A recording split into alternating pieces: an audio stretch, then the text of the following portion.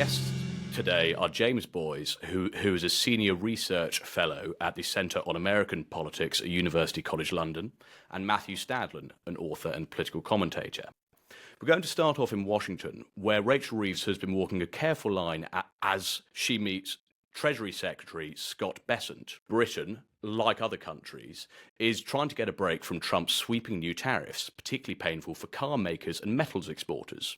Reeves is making the case that we share Washington's concerns about China's export-heavy economy, but argues that tariffs are not an appropriate course of action. James, I'm going to start off with you, if that's all right. Could you give us a little bit of political background as to why Trump's protectionism is so appealing to so much of his base? Well, I think it's important to remember that what Donald Trump is attempting to do here is nothing less than an entire economic reset of the world. He, I think, believes and has spoken for several decades that the United States has been routinely ripped off by friends and opponents around the world, that diplomats negotiate poorly, and now he sees an opportunity to do so. His core electorate comes from parts of the country which have been decimated by the decision by successive administrations to export jobs, manufacturing and heavy industry overseas. This is something which has been clearly going on since the 1990s and has had bilateral support. And I think Donald Trump sees this as a betrayal of the American worker. And he sees what he's doing now, I believe, as a once in a lifetime, perhaps even final opportunity to redress that balance, to try to bring manufacturing jobs back to the United States. And to halt what is seen by many as the inexorable rise of China. Whether he's able to do so within a very short electoral timescale, of course, is quite another thing. Starmer and Reeves are hoping to secure what they're calling a prosperity deal with America, which is going to hopefully get us some exemptions on tariffs. What's the sense that you get of the genuine appetite in the Trump administration for getting such a deal over the line? Well, I think one of the advantages we have is that we have at least a president in the United States who does have a soft spot for the UK. He has family ties here, and whatever one thinks of Sir Keir Starmer, I think he actually did a pretty good job when he came over to Washington. I think he was well briefed, almost certainly by his key foreign policy advisor, to know how to handle Donald Trump. I think he played it rather well, as opposed to so many of the people we've seen, for example, have spats in the Oval Office. There was none of that, for example. You know who I'm talking about. And I think that what the White House wants to do is to use tariffs as a heavy stick, effectively, to start thrashing out a whole series of bilateral agreements. The United Kingdom obviously is going to be in Washington this coming week in the form of Rachel Reeves. And I think Q2 and 3 of this year will see a steady stream of announcements by the White House of a series of bilateral agreements. And Britain, of course, is in a good position to do that. We're already getting a better deal for not having been in Brexit. You've seen the tariffs which have been imposed upon our European allies, and we're facing a reduced tariff on that basis for having come out of Brexit. So I think that we're in a strong position as any. We've got a decent relationship. Donald Trump is going to be coming over to the United Kingdom. So I think this administration, when we can, I'm sure, have our disagreements politically with them, I think is trying its very best to play a very difficult hand that it believes it's been dealt with this administration in Washington. And Matthew, we've just heard from James that Trump is apparently an Anglophile. He has ties to Britain that other presidents have not. But what we also know about Trump is that he's not a man who deals well with being seen as second best somehow. Before this trip, Rachel Reeves said that our relationship with the European Union when it comes to trade is arguably more important than the one we hold with America. Do you think this kind of rhetoric's wise when we're trying to secure a deal with Trump? I certainly found it intriguing that Rachel Reeves made these comments while she was actually in Washington, D.C. But of course, she was meeting counterparts from EU member states out in America. I mean, the truth is, of course, that our trading relationship with the EU is much bigger in terms of just size, both exports and imports, than our trading relationship is at the moment with America. And of course, the EU is by no means a perfect grouping of countries. We all know that there are problems within the EU, but the uncertainty that has come out of the White House, that is coming out of Washington since Donald Trump took over, the chaos, some might describe it as, means that I think should be very, very slow to do much that would jeopardize good trading relationships with the European Union. Of course, what we want is to have our cake and eat it. And the question is, can we achieve that? Or will there be some irreconcilable clashes with what the EU demands of us and what President Trump's administration demands of us? So chaos, uncertainty, the impression that most have of Trump is that you just don't know what you're going to get on any given hour, let alone day. We're supposed, by the way, Joe, we're supposed to Yeah. believe that this is all part of his genius plan, that this is all part of his genius as a negotiator, as a businessman. I'm very skeptical about that. Well, those who subscribe to the madman theory of foreign policy might agree that he's just painted himself as so unpredictable on the world stage that that countries will think twice before crossing him or slighting him somehow. And he does, by the way, he does have the advantage of being the president of such a massively powerful country, not just militarily, but also economically. So you point out America's economic might, its extreme global power. If we fail to get a US-UK deal over the line that softens the blow of some of these tariffs, how do you think we should respond? Should we respond in kind with retaliatory tariffs? No, and I think Rachel Reeves, in an interview she gave while she was in Washington, was quite clear that escalation is not the way forward. It was put to her that 7 of the other G8 states might gang together and somehow fight back. She was really keen to say that is not the way forward. She wants free trade. She says she wants fair trade. I'm not sure whether free and fair trade are necessarily always bedfellows. But what she's keen to do as the British Chancellor of the Exchequer is to get us in Britain the best deal, but also, I suspect, try and help talk down America from a trade war, because a trade war doesn't benefit us, even if we carve out our own deal. That's the argument. Well, this brings us quite neatly on to our next topic of conversation, sort of how tariffs are affecting businesses in America. So the tech giant Apple is preparing its most significant supply chain shift yet. So under pressure from Donald Trump's tariffs, the tech company plans to move the assembly of all of its American-sold iPhones to India by the end of next year, doubling production there in quite a bold pivot away from China. And it's a striking admission of the global shockwaves that the Trump's trade war is sending through the boardrooms, as well as through politics. James, in the build-up to Trump's election, he was famously backed by a lot of major tech magnates. Do you think he's starting to alienate them? No, I don't, and I am going to take a slight issue with something that Matt just said, if I may, politely. I do think that what you're seeing in Washington actually is a coherent strategy. People will take issue with it, but I think we've seen this laid out by the administration. There was a distinct attempt to try to reduce government expenditure, to reduce the size and the scope of government, and I think you're seeing this with regard to what he's doing overseas. There's a deliberate attempt to try to bring the chip manufacturing industry, for example, back to the United States. We're seeing a huge swathe of inward investment into the United States. I don't know whether this is being reported overseas or not. And it's fascinating that what you're seeing now with Apple, of course, is not a repatriation to the United States, where, of course, manufacturing costs would be still too high. But I think a deliberate attempt to move out of China and into India, which, of course, is a nation where Donald Trump has a very good relationship, I think, with the leadership there.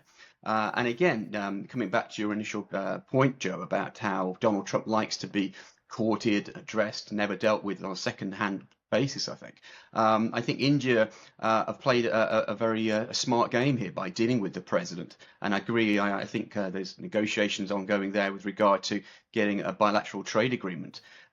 You are, I think, starting to see moves by these organizations, Apple being the most important of them all. And I think it's a strong signal that how Donald Trump is approaching tariffs, which is not as a permanent imposition of tariffs on a long-scale basis, but as part of what I see as a relatively short-term attempt to basically cause shock around the world and to try and engender a sense of bilateral agreements to be put into place over the course of this coming year, so that you can move into 2026 with an agreement in place to say, look, we've made these promises, we are recalibrating the global economic scenario, and to move into the midterm elections on that basis.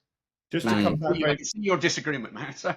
No, just to come back very briefly on that, James. Yeah. Are you suggesting that when such enormous amounts of money was wiped off the stock markets, that this was foreseen by Trump, or even deliberate, and that when he backed down from these enormous tariffs and kept them at this new base rate of 10%, that was somehow all part of the plan, or do you not accept that this might have taken Trump by surprise, and therefore that my argument about chaos might have some force? And also, just secondarily, even if you're right, even if it is all part of a plan, part of that strategy is still uncertainty, and that makes it difficult for a country like the United Kingdom to know how to progress, how to proceed with America when there is such uncertainty at the heart of the strategy, if it is a strategy. Yeah, but I don't think there's a contradiction in that. Donald Trump has repeatedly said the United States has to introduce unpredictability into its negotiating tactics. And over the years, his argument has long been that what American diplomats have been doing from the very beginning is saying, this is our agreement, this is what we want out of this negotiation, now let's begin negotiations. And his whole shtick is, right, you don't go in there and basically tell people what you want out of this. You deliberately introduce unpredictability. If you want a 5% agreement, you don't say we want 5%. You say we want 25% agreement. And these are some of the figures which have been bandied around. And it is deliberately introducing unpredictability into the negotiation process. And I'm the first to admit, my wife's in finance at a very senior level, and I know firsthand that the worst thing for the markets is unpredictability. But one of the reasons I think he's doing this so early in his term is to get that dip out of the way.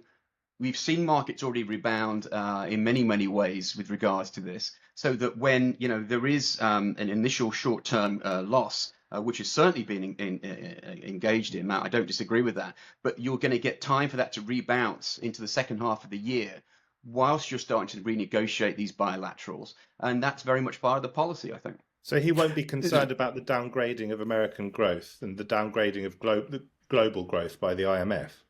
Well, I think that there's, what's that line about, economists were put on this earth to make astrologers look accurate.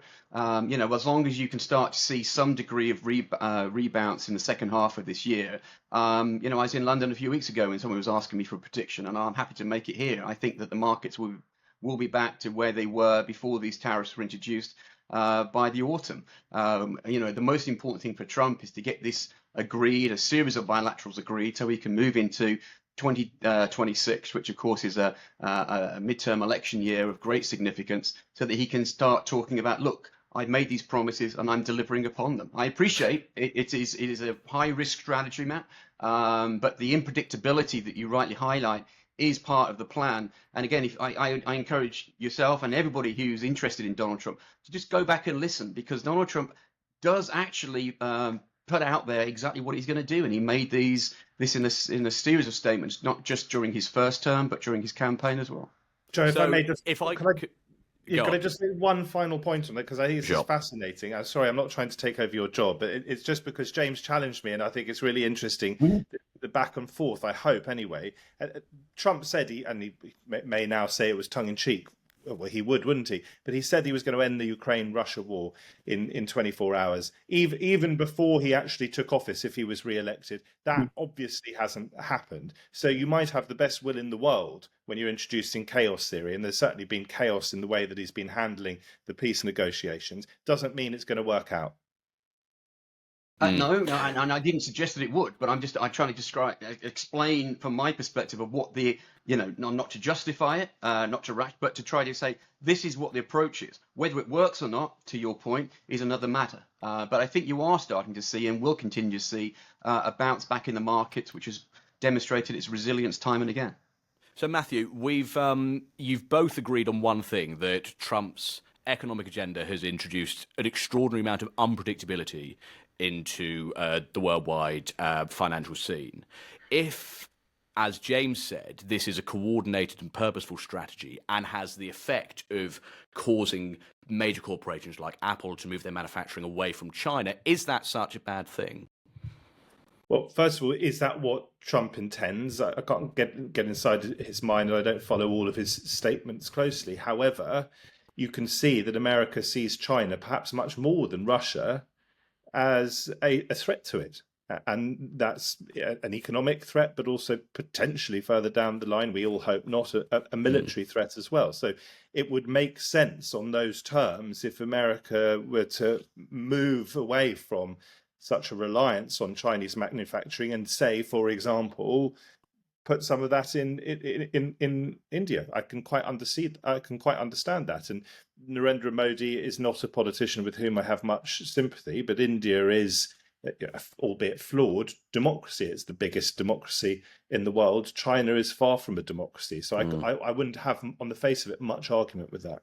James, we talked about the potential alienation of tech companies and the business environment by the unpredictability that Trump's introduced with his tariffs. So Tim Cook, Apple's chief executive officer, is in regular talks with the Trump camp, like lots of leaders in business, trying to talk them down and trying to reason about tariffs. Is this any way for a business environment to operate? Surely the profitability of a business should rely on its ability to manufacture cheap goods at cheap prices rather than its ability to hold favour with Trump. Yes, but I think that what is an attempt to do here is to try and sort of square the circle effectively.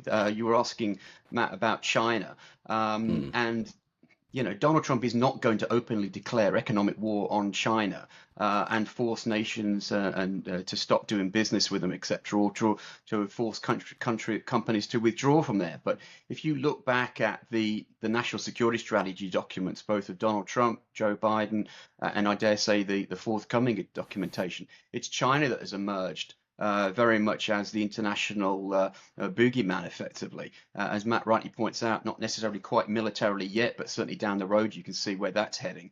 And I think that what Donald Trump's trying to do with companies like Apple is to say, look, your future should not necessarily lie by getting in bed with Beijing. What we want to do is to see a repatriation, if not necessarily back directly to the United States, at least back to functioning democracies. And as Matt rightly points out, whatever challenges India has, it is the world's largest democracy, and it's a nation which Donald Trump thinks that he can do business with.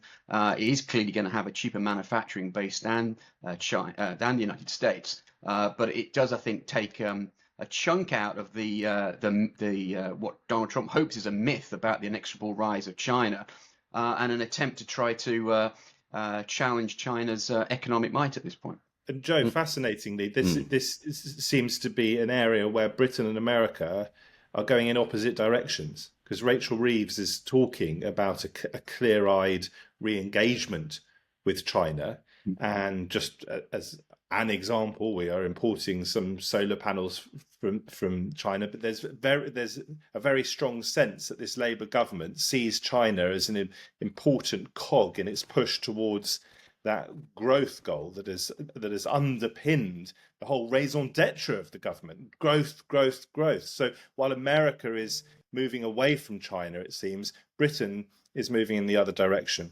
As on so many things. And on the topic of growth, as you mentioned earlier, Matt, the International Monetary Fund has downgraded its forecast for global economic growth, citing the shockwaves from Trump's tariffs and the associated uncertainty. And it's now expected to reach just 2.8% this year. JP Morgan also estimate that there's a 60% chance that America are going to fall into a recession this year. James, we were talking earlier about what Trump's base see as quite attractive about this campaign of protectionism. Its promises to make America great again by restoring sort of quote-unquote stolen manufacturing goods that have been outsourced to the likes of China via globalization. But if at the end of this, we look back at Trump's campaign of tariffs, and all that America has to show for it is an economy in recession and consumers lumped with higher prices, that's not going to bode very well for his presidency, is it? And for his approval. How do you think that will affect, if that is the outcome that comes to pass? How do you think that will affect his presidency? It's a fair point. I would point out we've been living over here for the last 6 years, and for almost every month of the Biden administration, there was an anticipation that a recession was on the cards. That you saw the soaring inflation, that a recession was just around the corner, and I think many people have been surprised that hasn't occurred over here during the last 4 or 5 years. Maybe one is overdue. It might well fall under Donald Trump. And if it does, no doubt it will be blamed upon the very policies that we're discussing today.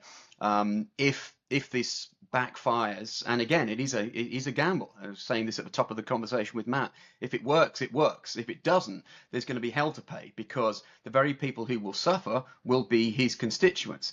The idea that what he's trying to do is to say, look, your jobs have been taken overseas. They've been exported by a successive Republican and Democratic administration. I want to redress that. The problem is, of course, is that his very constituencies are those which have benefited by the import of cheaper goods from overseas. And you've seen an explosion of low-cost, high-stock retail outlets across the country, not just Walmart. And those very people who Donald Trump is, I think, trying to assist here by what he sees as a once final opportunity to try to engender a sense of economic regrowth back into the United States, could very well be the people who suffer. And that would be detrimental to him come the midterm elections. We are talking about the economics of this, which is understandable, but you cannot divorce that from the political reality that this administration faces itself in. It's going to be a one-term presidency. He's moving very fast to try to deliver to his electorate straight out of the box, effectively. He's going to face, and is facing, a great deal of pushback from the courts and from his opponents in Congress, all of whom, it must be said, are on the back foot electorally. But he realizes he's got a very short time to deliver upon this, and that the midterm election campaigns really begin in earnest in about 6 months' time. So there is an attempt to move fast, to introduce this, to almost cross the fingers and to say, look, let's roll the dice and hope this works. And Matthew, if Trump's tariff regime, his trade wars, do end up failing to deliver the prosperity that he's promised they will, could you see, a revitalized sort of worldwide emphasis on free trade as the motor of international prosperity? No one wants a recession. Rishi Sunak had to weather a very brief recession when he was Prime Minister. And although he was starting to grow the economy again, I think by the time he left office, it's not a good political look. So Trump, although he has the advantage of tens of millions of voters, I think, would vote for him whatever happens with the economy. And that is just the power of the man, I think, the power of the campaigner, the power of the personality, and also the fact that he is prepared to say almost anything, whether it's true or not, when he needs to say it, when it suits him. Nonetheless, for those who voted in last year's presidential elections because of the state of the economy, it's difficult to see how it wouldn't be very punishing, at least for the Republicans, as you say, in the midterms, at the ballot box. And anyone who wants to replace Trump, if indeed he doesn't try to get the Constitution altered and stand for a third time, anyone who wants to stand as the Republican nominee next time round will be with a laser-like focus, hoping that the economy does not go into recession. As for your question about whether Trump failure means more free trade, that would be the logical conclusion. But Trump keeps on tearing up logic, as far as I can see, whatever James says. The sense that we get as international observers is that the fanaticism of Trump's base is such that he could essentially do anything while kind of keeping hold of that political capital that he's managed to accrue over the last almost decade since his first crack at the whip in the White House. There was an interesting article in the FT last week that talked about the new political superpower of the Trump whisperer. People who fancy themselves as being able to reason with Trump. This article argued that such a phenomenon is basically impossible by virtue of his volatility, and that essentially we just need to get on with our affairs and focus on people we know are reliable, our trading partners who are reliable in their political sentiments. What do you reckon of that, James? I don't agree, actually, to be fair, but you would expect me to say that, wouldn't you? I think that what Trump has done, and I'm going to keep coming back to this, is he deliberately tries to introduce unpredictability into negotiations. You know, we view him as a politician because obviously he's been involved in elected politics since he came down that gold escalator in 2015. But of course, this is a hard-nosed New York real estate tycoon who's made the difficult move from Queens to Manhattan, who's used to dealing with the most cutthroat sector in terms of real estate in the world.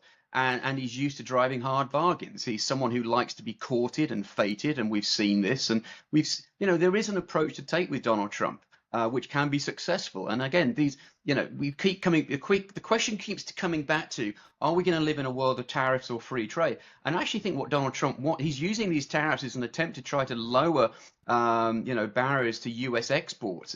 I don't think he fundamentally wants to use tariffs as a long-term a weapon of U.S. Trade. It's very much a short-term effort, I believe.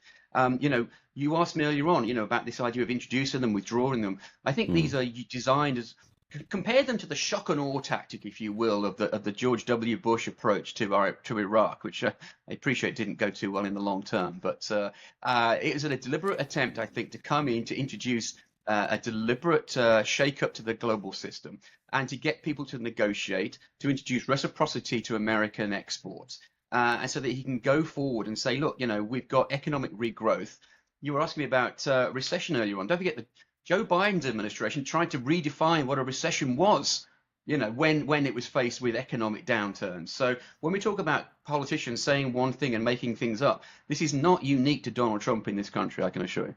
Could I just make a very quick point in terms of how to deal with Trump? It seems to me that he is an extraordinary narcissist, and that at the same time, and this is perhaps part of his success, he is a strong man and a giant baby, a sort of man-child in the way his behaviour manifests. So we talked about Starmer earlier and how he handled him in the Oval Office, offering him this unprecedented second state visit seemed to go down beautifully, didn't it?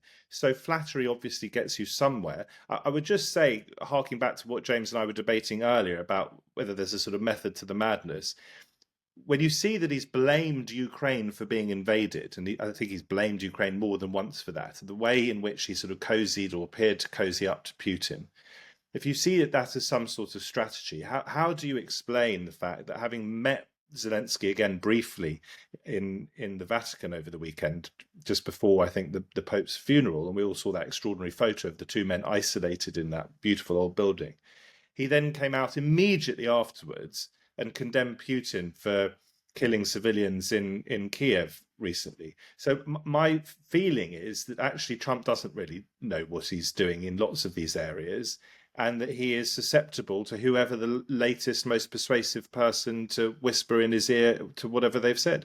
Well, I think that we all have to hope that he does know what he's doing and that there is method to all this madness. Matthew Stadlen, James Boyce, thank you both so much for appearing on today's episode of The Capitalist. Do make sure you're subscribed to our emails, and if you want to do that, go to capex.co. Goodbye.